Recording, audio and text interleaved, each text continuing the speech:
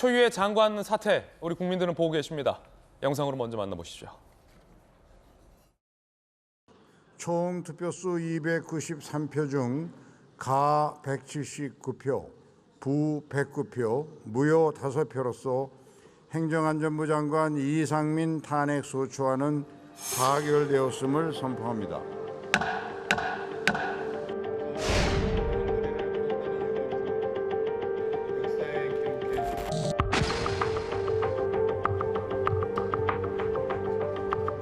결국 민주당은 이번 탄핵 소추안을 이재명 대표의 사법 리스크에서 벗어나는 데 악용하려고 했던 저희가 있었던 것이 아닙니까? 반사. 의회주의의 포기입니다. 의정사의 부끄러운 역사로 기록될 것입니다. 용산 대통령실에서 이도훈 신임 대변인이 의회주의를 포기한 것이다라는 강력한 비판의 메시지도 내놓은 상황입니다. 이상민 장관 본인의 입장도 궁금하고요. 과연 표결 결과는 어떻게 나와 있는지도 좀 분석해 보겠습니다. 직무 정지된 이상민 장관. 헌재가 결과를 내놓기 전까지는 직무가 정지되죠. 매우 안타깝다. 국민이 국회에 위임한 권한은 그 취지에 맞게 행사되어야 한다. 빠른 시일 내 행안부 정상화되도록 최선을 다하겠다라는 입장을 남겼습니다. 자, 여야 두 분 의원 나오고 계십니다. 일단 박용진 의원님, 어제 찬성표를 보니까 압도적인 찬성 표결이 많이 됐네요. 민주당 의원 수보다 더 넘어서는 찬성표가 나왔네요. 그 민주당 의원총회 내에서도 이번 탄핵 절차를 밟아나가고 나면 나중에 혹시 기각이 되거나 이렇게 됐을 때 역풍이 불지는 않을까라고 하는 우려가 의총 안에서 있었던 건 사실이고요. 또 그 내용을 국민들께서도 알고 계십니다. 그러나 이것은 민주당이라고 하는 한 정파가 자기 내부적으로 가질 수 있는 논의 구조고요. 실제로 여러분 생각을 해보십시오. 생때 같은 목숨, 젊은 목숨이 159명이나 희생이 된 일이 이제 벌어졌는데 이 일과 관련해서 직접적인 책임이 아니더라도 적어도 정부에서 누군가가 이 부분에 대한 책임을 지겠다고 하는 모습을 보일 필요가 있는 것 아니겠습니까? 비가 오지 않아도 임금 책임이라고 했었던 그런 나라였습니다.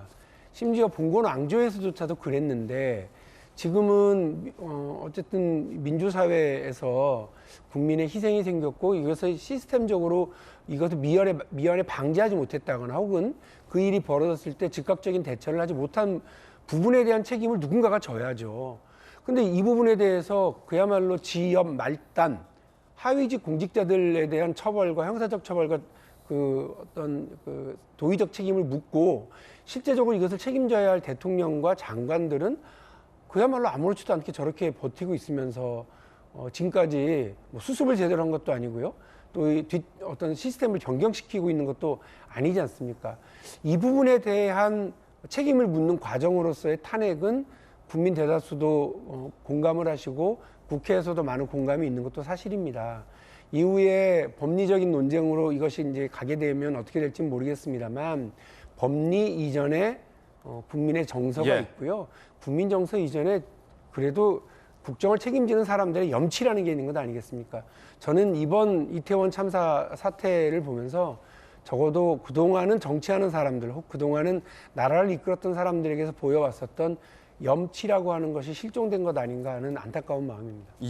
자, 그런가 하면 이제 이게 탄핵이라는 법적 절차와 탄핵 요건을 갖췄느냐는 또 별개의 논란이 있습니다. 국민의힘에서는 이재명 대표의 방탄용이다라고 보고 있습니다. 이태원 참사 직후에 이상민 장관에 대한 탄핵이 나온 게 아니라 이재명 대표의 검찰 소환과 맞물려서 민주당이 탄핵안을 밀어붙였다라는 게 국민의힘의 입장인데요. 이양수 의원님, 방탄용이라고 보십니까? 뭐 삼척 동자가 봐도 이것은 방탄용이라고 볼 수밖에는 없죠. 물론 대통령과 정부의 책임을 계속해서 주장하는 야당의 입장, 그 야당의 입장은 한번 이해합니다. 항상 그래 왔고 또 이 사안의 중대성 이런 것들이 이해가 되는데, 근데 이것이 우리 대한민국의 법치주의 국가거든요. 그래서 법에서 그 정한 그 테두리 내에서 어떤 행동들이 이루어져야 됩니다. 그러니까 정치 도의적으로 계속해서 공세를 하는 것은 충분히 이해합니다. 야당의 입장을 이해하는데 이 탄핵이라고 하는 것은 헌법과 법률에 분명히 위배될 때 그때 활용하도록 되어 있는 제도를 정치 도의적으로 비판하는 그런 문제를 지금 법의 테두리를 넘어서서 탄핵이라고 하는 것을 민주당이 활용함으로써 헌재는 사실 헌법과 법률에 위배되는지 안 되는지를 판단을 해서 기각을 하거나 인용을 하거나 할 텐데 이 지금 그 대부분의 그 법률가들은 이것은 뭐 인용 가능성은 굉장히 낮다. 민주당 내에서도 이거 어차피 인용이 안 될 텐데 기각될 텐데 이게 우리가 하는 것은 좀 무리가 있지 않느냐 그래서 의총 내에서 문제가 있었던 것으로 알아요. 그래서 본인들이 주장하는 것이 무리하다. 사실 이거는 정치적으로 도의적으로 공격하는 선에서 마무리돼야 될 문제를 이 탄핵까지 가져가는 것은 다른 의도가 있다라고 볼 수밖에 없는 거죠. 그 의도가 뭐냐? 이재명 대표가 10일 날 이제 또 다시 검찰에 또 출석하게 되고 앞으로도 계속 있을 텐데 그런 것에 대한 희석용 그리고 민심을 돌리는 용 이런 식으로 뭐 무리하게 활용하는 거 아니냐라고밖에는 설명할 수가 없을 것 같습니다. 그래서 민주당이 오히려 우리 당을 계속해서 정치적으로 공세하는 그런 기회를 이 탄핵이라고 하는 무리한 행동을 함으로써 오히려 국민들한테 후에 탄핵 기각 결정이 나면 역풍을 맞을 것이다 저는 이렇게 확신하고 있습니다. 예, 이번 탄핵 표결 통과로 국회 여야 간의 전국은 더 냉랭해졌습니다. 국민의힘의 입장 그리고 민주당의 입장 준비되어 있습니다. 들어보시죠. 거짓 민생 탄핵 속주 민주당을 규탄한다.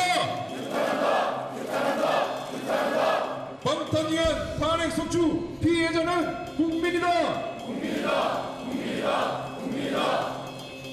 제1야당이라는 거대 의석만을 앞세워서 대선 결과에 대한 사실상의 불복을 지금 하고 기승전 이재명 방탄으로만 몰두해가지고 국회를 난장판으로 만들어버리고 브레이크가 고장난 대형 트럭은 가끔 흉기로 변합니다. 민주당이 지금 딱 그 짝이 되고 있습니다.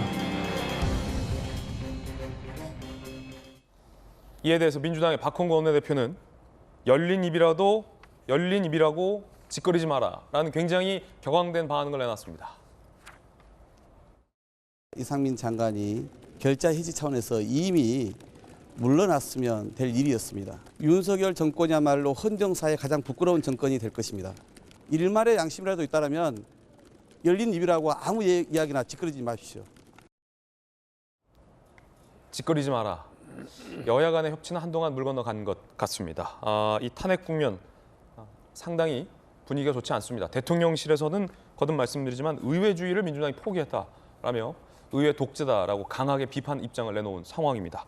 의회 독재와 짓거리지 마라. 양측 간의 분위기도 워딩도 상당히 지금 수위가 높아지고 있습니다.